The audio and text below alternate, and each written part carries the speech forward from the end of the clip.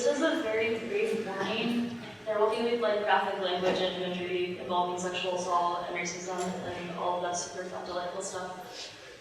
So if you need to step out of your identity moment, please do. With that being said, let's begin.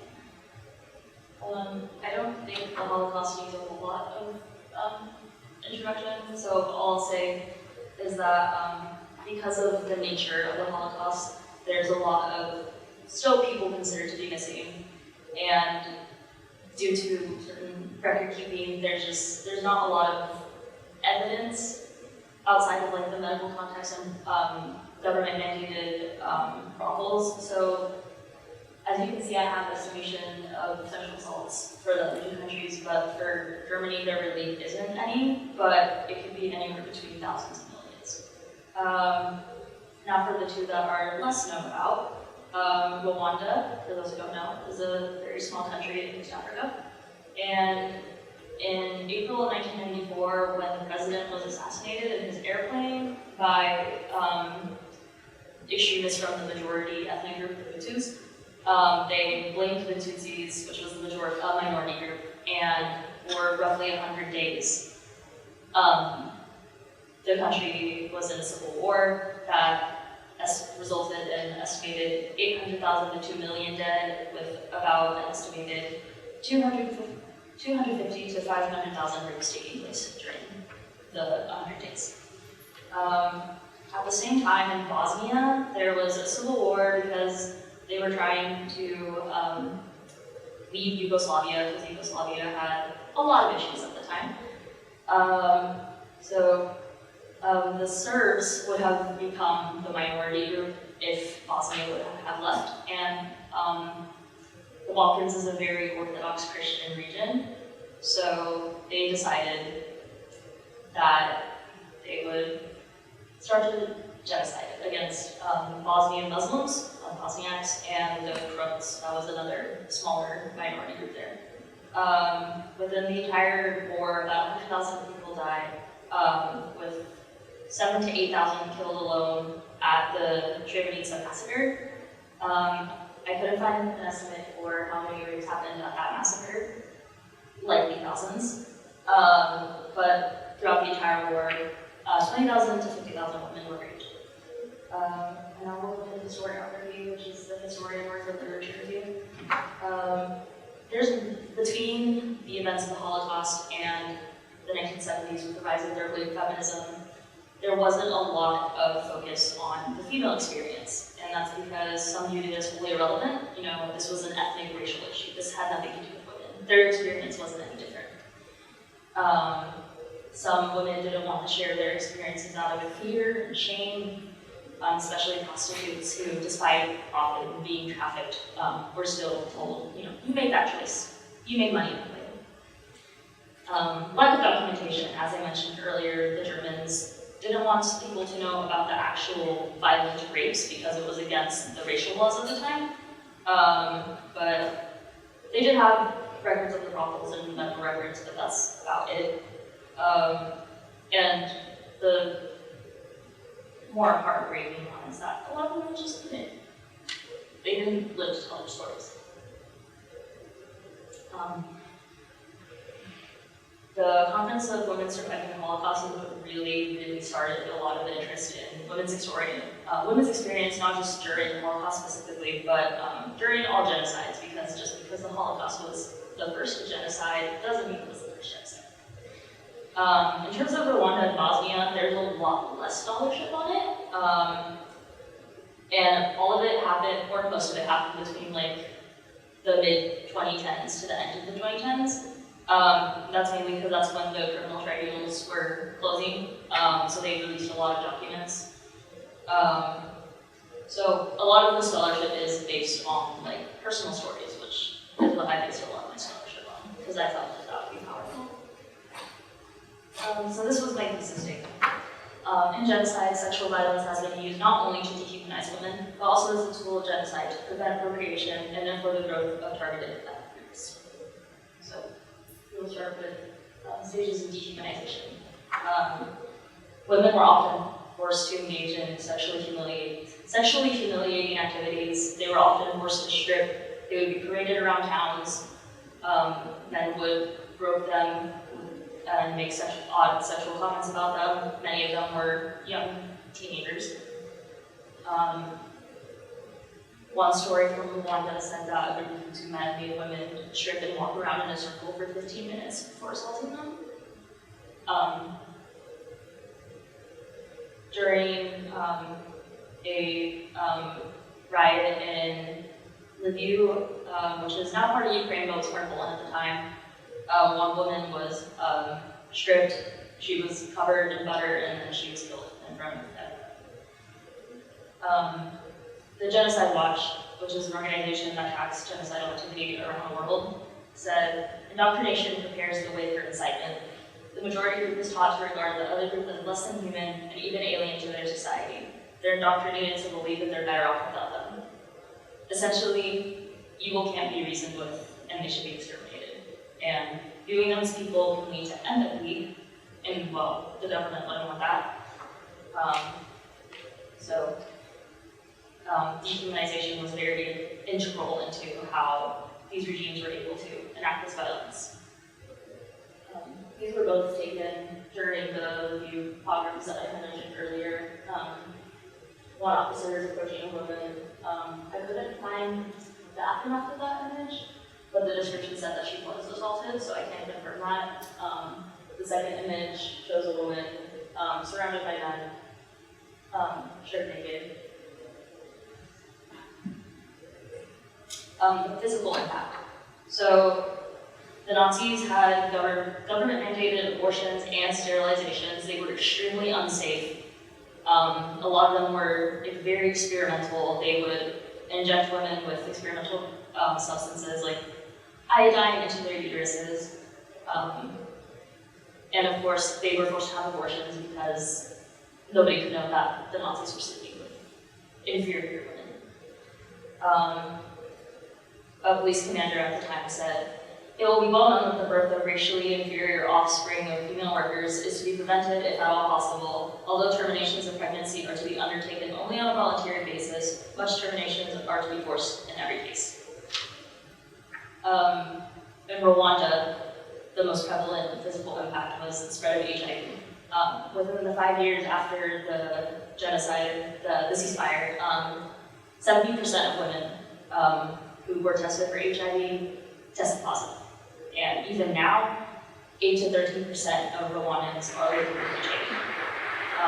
And of course, it's still survivors, and then also children who were born after the assaults because of how pregnancy carries out. A lot of them were in fact born with HIV, and of course, many of them can't afford treatment, so it turns into AIDS. So there's a very big crisis still. I have a picture of them. That was taken in 2004. Just a group of women waiting to see if they could be able to receive the life-saving treatment they needed. In Bosnia, there are a lot of accounts of the level of violence. Some assaults were so violent that they had miscarriages. Their reproductive systems were often permanently damaged. One woman was so violently assaulted that she gave birth after she had passed out due to the assault, and she gave birth while she was passed out. And then continued to bleed for a month. And of course, there's the idea of breeding out the bad in both Rwanda and Bosnia. They differ from the Nazis in that sense, where the Nazis wanted kind of a more immediate extermination, whereas in Rwanda and Bosnia, they did not hide the assaults. The men were wanting to impregnate the minority women. It was the more direct, actionable impact, and it was how these regimes kept people physically incapable of continuing impure bloodlines. This section, I thought it would be more effective to read some more quotes from survivors. This is from a survivor from the Ravensbrück concentration camp in Germany. Very infamous women's camp where a lot of assaults took place. "We were stripped of our clothes. We went through a medical examination, which was, I can't even say the word embarrassing because the people who conducted it were less than human. They were less than animal. We were many young girls who had never undergone gynecological examinations. They were looking for God knows, diagnosis or whatever. We were subjected to that. I had never seen chairs like that before in my life. We were humiliated at every moment. A survivor from the Rwandan genocide and also the mother of a child of rape said, I had never had sex until I was raped during the genocide. I never loved that man at all. I always feared him. He always scared me. Even now, I hear people say that they enjoy sex. I don't know what it means to enjoy sex. For me, sex has been torture. A survivor from the Bosnian genocide said, I can no longer cope with the problem. It was a burden inside me, under my skin, in my core, in my bones. I felt I would burst when my brain wasn't functioning. I could no longer talk. I was suffocating. I was afraid I couldn't breathe, so I have to talk to someone. It's a pain, a state that will stay with me until I'm dead. This was one more quote that I had from a Rwandan genocide survivor that I just felt was very powerful, and I couldn't choose between the two, so I decided to include this one. I wish genocide not to happen anywhere. That is the worst thing that could happen to an individual. To lose all your family and the effects go on for generations. Rape was the greatest weapon during the genocide because the people that were killed died. For us that were raped, we lived with the consequences, and then we passed those consequences to the next generation. So, it has been clear in many documents released during tribunals that there was an intent to weaponize this trauma. If they couldn't physically incapacitate these women from having children, they would do it through the mind. And of course, there's also the more indirect trauma, the generational trauma. A lot of the kids are ostracized in these countries because they're children of, in Rwanda, they're often called children of the killers. So it doesn't just follow the victims directly, but it also follows their family. But not all of hope is lost. Just because all these horrible things happen, there are still women seeking justice. The Nuremberg trials didn't provide justice for these women because sexual violence at the time wasn't considered a war crime. It wasn't until 2001 that anybody had been charged with rape as a war crime during the tribunals for former Yugoslavia for Bosnia. And then in 2008, again, the UN Security Council passed Resolution 1820, which did officially deem sexual violence a war tactic. And now, every June 19th is International Day for the Elimination of Sexual Violence in Conflict to commemorate that. So, conclusion. Many excuse perpetrators of sexual violence in conflict as just being men who have needs or taking opportunity. But there's so much evidence that it was all very intentional. It was fully planned with the aim to remove the humanity and autonomy of these women. Via their physical and mental means, then all these actions was ultimately to prevent reproduction within these marginalized groups. So it's important to support survivors that are sharing their stories because once the trials end, they're still ongoing. All the trials for Bosnia and Rwanda are still ongoing. They only just recently found the last missing fugitives in Rwanda. It's very important because even after the trials end, they're still have to live with this for the rest of their lives. And denial is the final stage of genocide.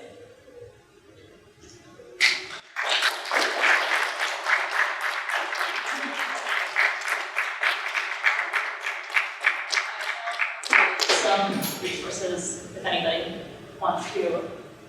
A, either needs help, or B, wants to get involved.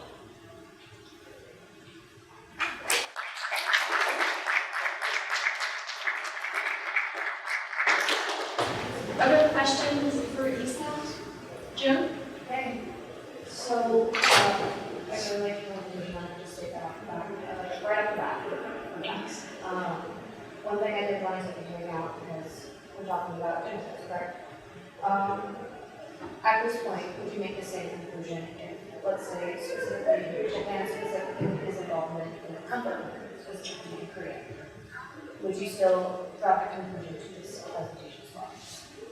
The comfort women is kind of interesting because it was taking place during acts with genocidal intent. Yes. But they themselves, comfort women was interesting. They were trafficked, they were prostituted. It's kind of hard to say just because that situation is somewhat different. There wasn't a lot of, the comfort women were in set up brothels similar to that happened in the Nazi regime. It's kind of hard to say outside of that. Thank you. Anyone else? Nadia? You said that 70% of women who were taxing for contributing to harder and a significant number of 30% of the population is the Roman government treating that as a crisis, but it was mostly the international health because of a lot of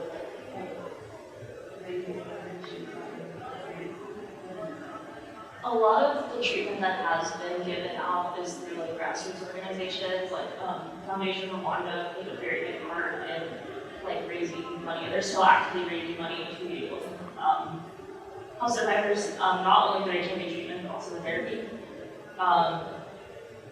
It is somewhat hard to say just because there's still a lot of denial in Rwanda about what happened, especially in relation to how things are going in the Congo right now, because both countries have very similar roots in ethnocentrism and genocide. So it is kind of hard to say how involved the government is, because sometimes they don't address the root issue. I saw somewhere that after the genocide, they were giving imprisoned Hutu men free medication. I couldn't verify that easily. So take that with a grain of salt. I wouldn't put it past the government to not exactly be helping women because, and this goes for all three cases, they don't fully take accountability for what has happened.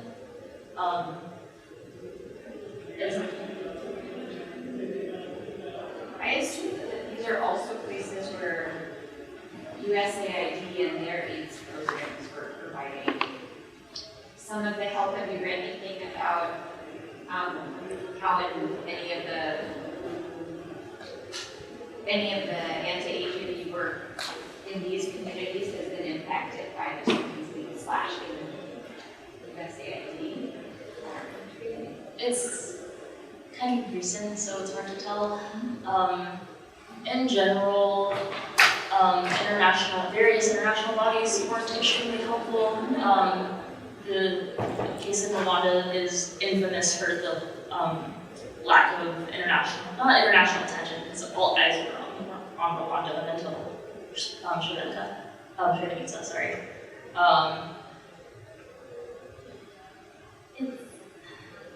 There wasn't a lot of care in the first place. Yeah, no, I just meant, I think it'd be interesting as a next step to look like in the last couple of years.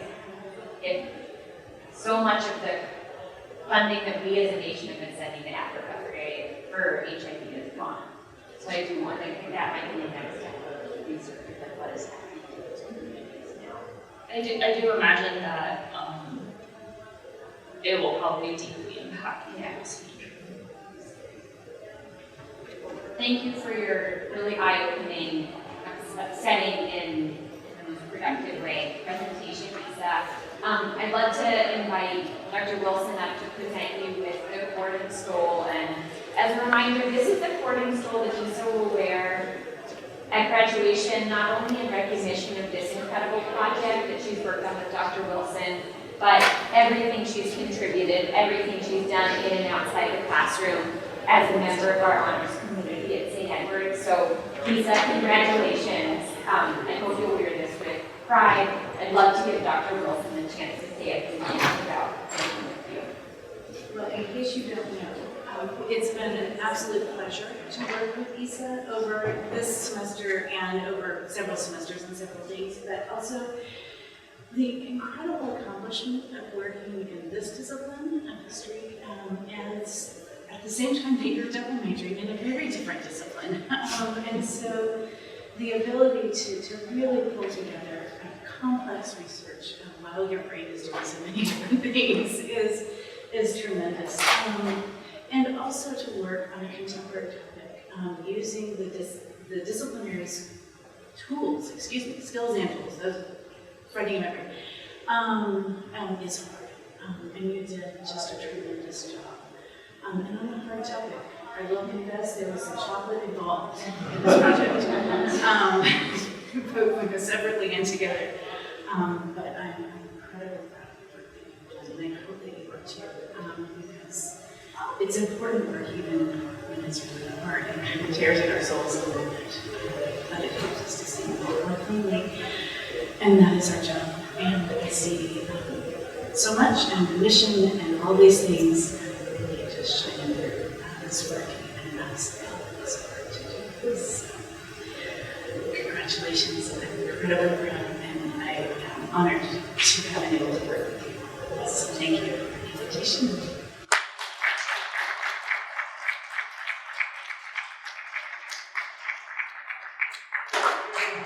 And now I invite you to think about something else. That's something